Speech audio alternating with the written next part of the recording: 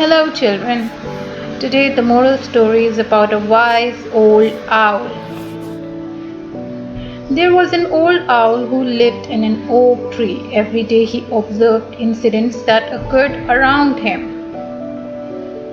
Yesterday, he watched as a young boy helped an old man carry a heavy basket. Today, he saw a young girl shouting at her mother. The more he saw, the less he spoke.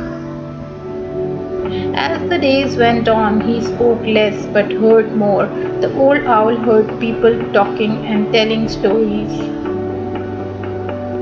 He heard a woman saying an elephant jumped over a fence. He heard a man saying he had never made a mistake.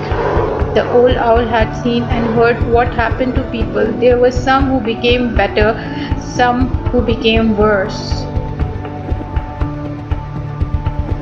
But the old owl in the tree had become wiser each and every day.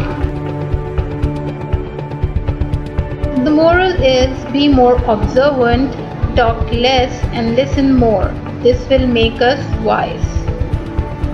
So, children, until next video, take care and bye bye.